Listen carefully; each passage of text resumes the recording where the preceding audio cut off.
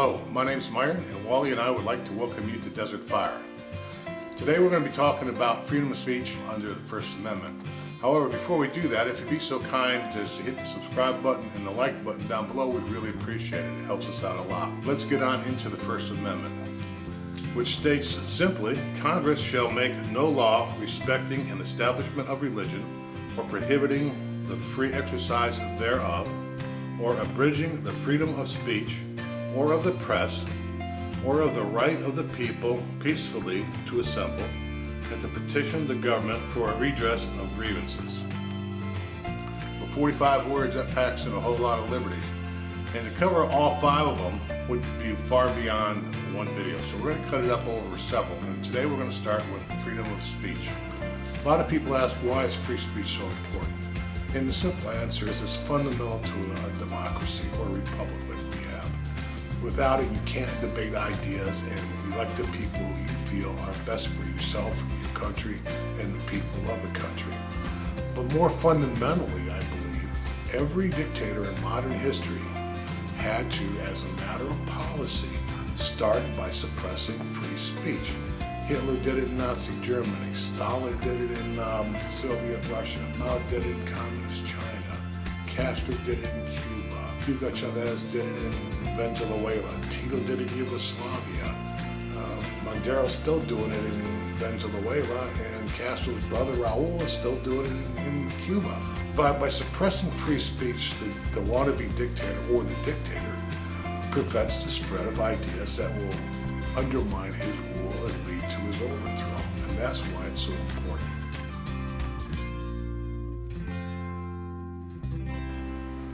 Okay, it's 112 degrees outside. It's time for a swim break. Now Carla, my cousin's wife, who better known as the Lady of the Lake of Merlin fame, says I need a water watcher before I go in the water. Well, Wally is busy, but I got my friend Aileron who's going to take care of that for me. And there he is. You ready, bud? Okay, I'm going to turn off the camera until we get to the back door. Ho, ho, ho, Carla, what do you think about that? What do you mean, Wally? We're busted? Do you think, no, that's not our pool? Really? But our backyard looks more like this. I'm about as close as you can get to a free speech absolutist as is possible without having to wear a tinfoil hat. However, even I, albeit reluctantly, recognize that there has to be some limits on free speech. Everyone knows you can't go into a crowded movie theater and yell fire in order to create panic and cause harm. And the U.S. has also recognized that. And they have put limits on free speech. But there are very few limits.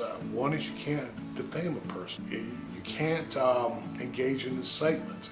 In other words, you can't get up in front of a bunch of people and incite them to go out and engage in imminent criminal activity. Another restriction is fighting. If you're in a face-to-face conversation with another person and you utter a word that is so inflammatory that it causes the person to lose control and resort to violence, then you've engaged in fighting words. Those aren't protected. Now that's a very, very narrow exception to free speech.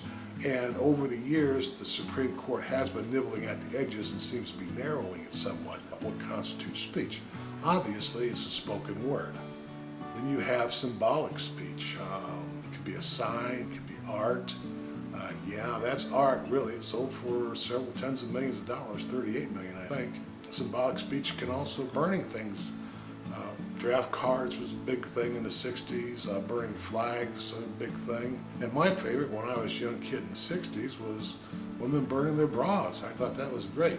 I mean, what 14-year-old kid wouldn't? The written word. And for those who didn't realize, that machine is a typewriter for anybody that was born after 1990 or so.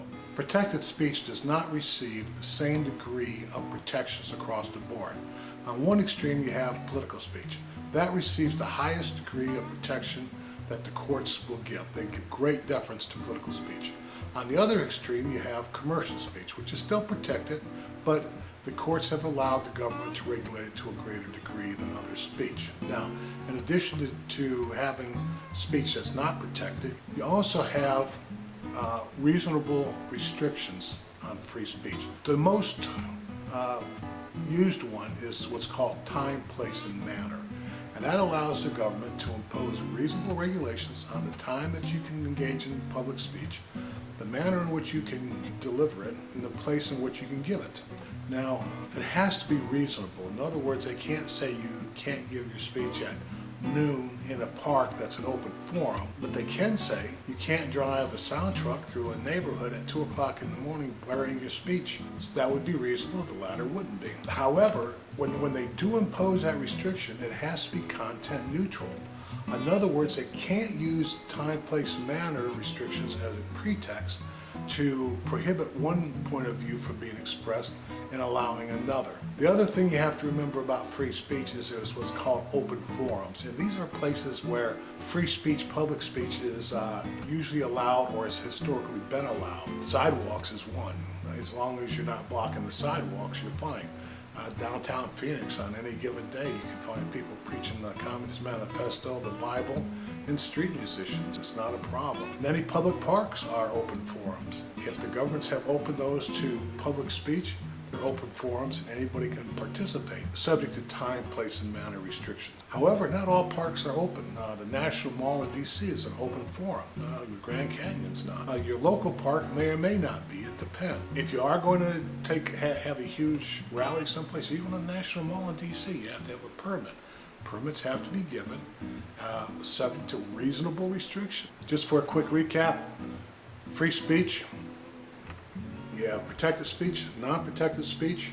You can regulate it, but it has to be reasonable.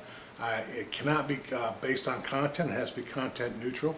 The most often used regulation on speech is time, place, and manner. Protected speech is anything just about except for defamation, fighting words, yelling fire in the theater type thing, and incitement. And with that, I'm going to say good night. I wish you well. And just remember, like my daddy used to say, if you use your body like a Ferrari when you're 20, you have a Model T at 60.